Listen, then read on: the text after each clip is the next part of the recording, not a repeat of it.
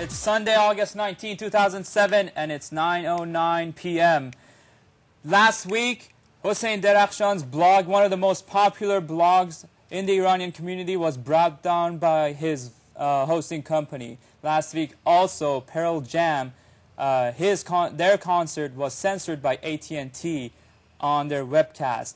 Also, last week, Michael Savage, one of the biggest radio talk show hosts, was pressured by the local government to either censor what he says or to be off the station here locally in the Bay Area. That is why we changed our topic this week from premarital sex, which was what we promised you last week, into tonight's discussion, which is censorship and freedom of speech online.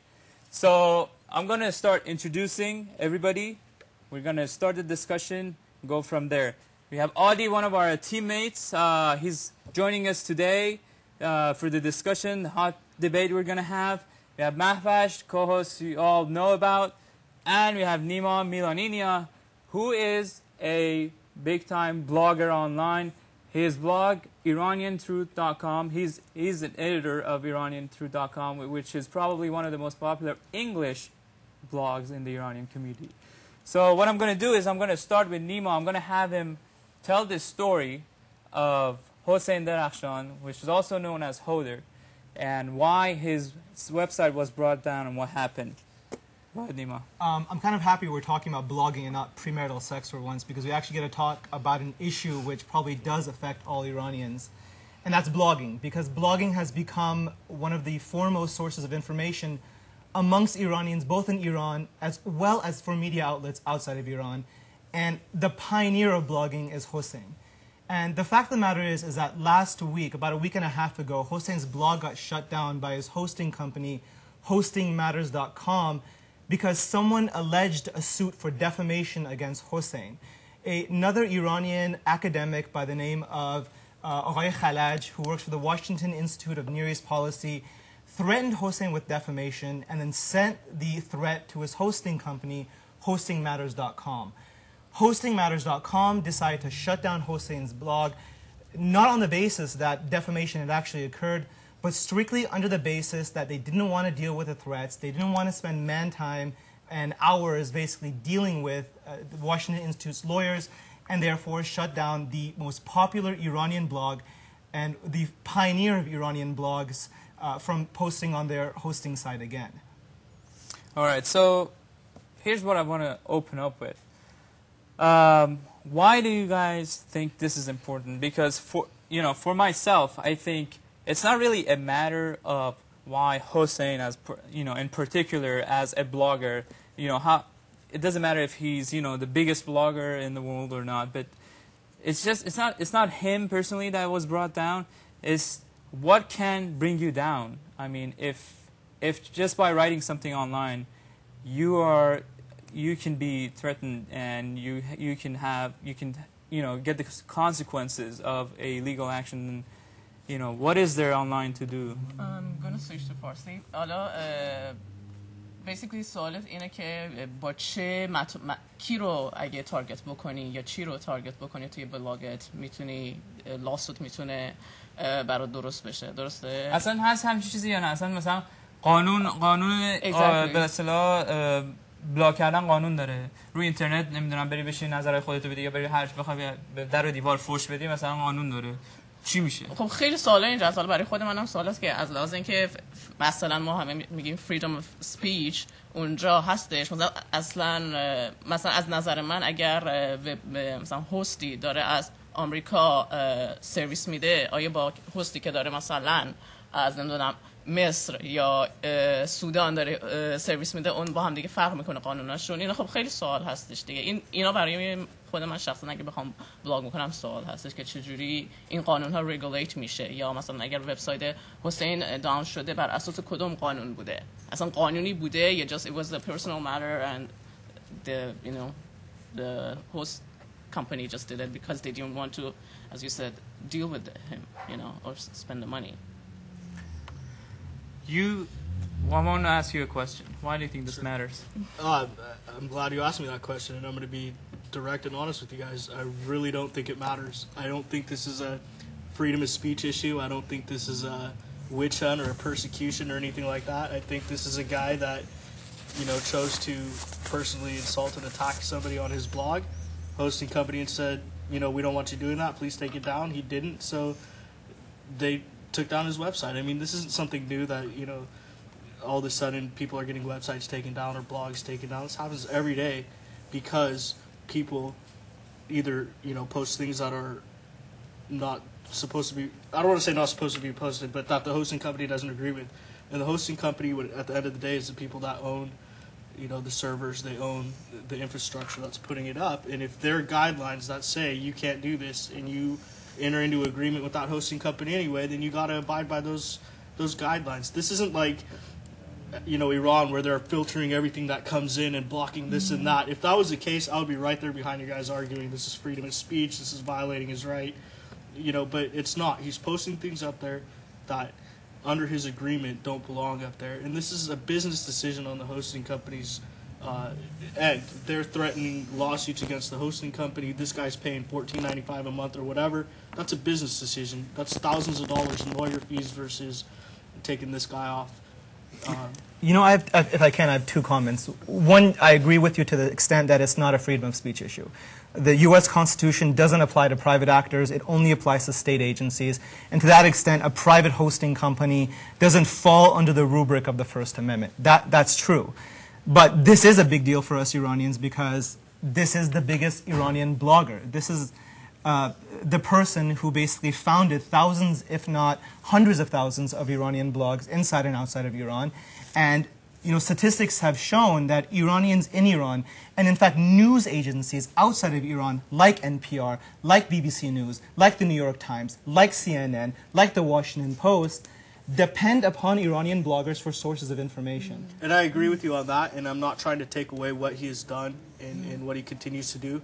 But I'm saying is he is making a very, very large issue out of something that, number one, is not an issue, and number two, it's like you're saying, this isn't a freedom of speech issue. This isn't, all he needs to do is take his money elsewhere. You could buy Dell servers for $500 a month and register your domain name and have yourself up and running in less than an hour. I mean, this isn't like anybody, the government's after him, and no matter where he goes, there's nowhere to hide.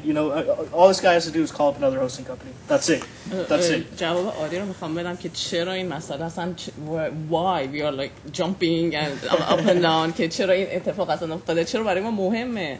برای اینکه مسئله به خاطر موقعیتی که توی ایران هست، موقعیتی که توی ایران هست، بلاگ ها خیلی به باز شدن فضا تو ایران کمک کردن. یعنی همین مسئله بلاگ کردنه که باعث شده اصلا بچه‌هایی که توی ایران هستن بتونن با خارج تماس داشته باشن و بچه‌هایی که توی خارج هستن بتونن با هم دیگه تبادل اطلاعات بکنن.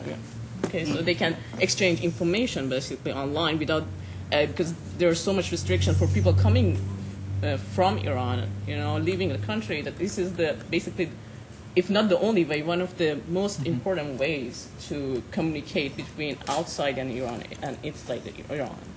So برای همین خیلی مسئله مهمیه و هم بچه‌ای که بلاگ میکنن حالا حالا من نمیدونم چه جوریه جریان. I'm gonna direct that to you. I want to know if it's gonna be a big matter. آیا کسی که بلاگ میکنه حالا they're going to consider be cautious on what they write on their blogs, so they're not going to target some people because they're going to have the threat of being shut down. Well, it is a big deal because honestly, let's replace Hossein's name and say it was Howard Stern. Let's say Howard Stern's radio show got shut down because someone threatened to sue him, even though the lawsuit had no basis whatsoever under the law. That story would be on the cover of the New York Times. However, because it's Hossein, an Iranian, and not a major American figure, that story, no one for some reason cares about that story. But we should care about the story because, to be quite honest with you, Hossein is as important to our community as one would argue Howard Stern is to the American community. Now, obviously, Howard Stern showing naked women on his radio station maybe doesn't have value in and of itself, but it demonstrates the extent that we have freedom of speech. And honestly, Hossein does as well. Because what Hossein is doing, and what all Iranian bloggers are doing, is that they're challenging the norm. They're saying that, listen, There is a set norm out there, and we're going to challenge it. Now, you're right. This is just a contract issue. But the fact of the matter is that the internet has become so big that we should look beyond the contract.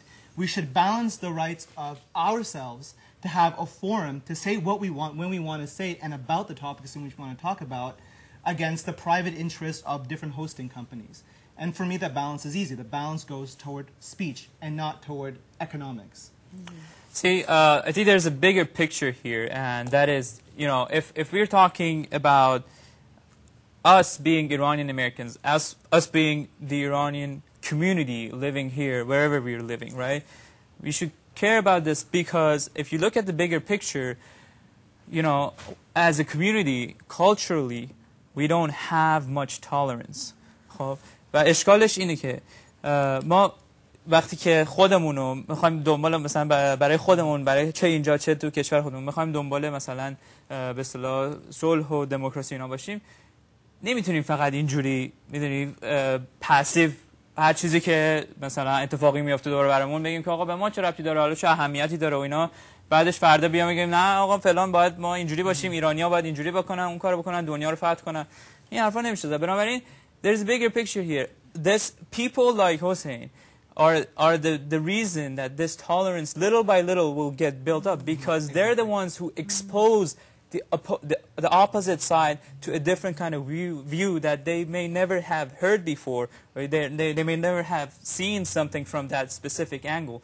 So, you know, this exposure by itself will help a community and a culture to grow and, you know, be a more prosperous, you know, community and culture. No, and I can't stress enough how much I completely agree with you guys on what he's done, what he's exposed people to. But my big issue with this whole thing is it's like I said, it's not a big deal. Number one, it's not a freedom of speech issue at all, you know. And number two, all he has to do is find another hosting company. And Iman, if you want to talk about the big picture, you know, I would argue that just because it's the internet doesn't mean that we can post whatever we want and we can do whatever we want. You know, with freedom and with democracy and with freedom of speech comes responsibility.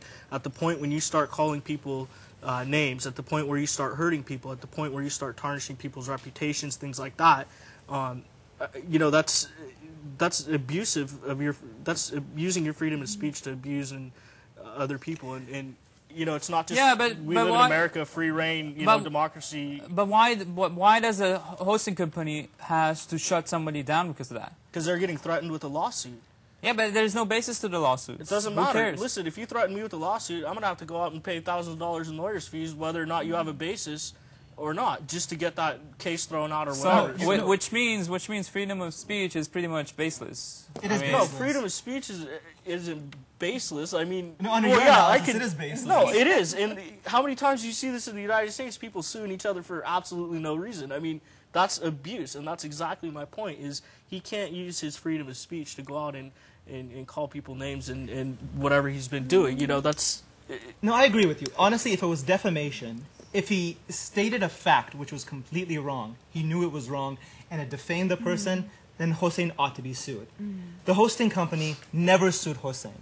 They never sued him. They threatened to sue him, but they never sued him.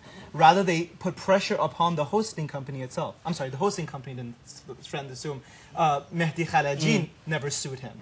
Right? Rather, his attorneys put pressure on the hosting company. If Aghay Khalaji actually had a legitimate claim, he would have sued Hossein, and he would have won whatever damages he should have won, but he never did that.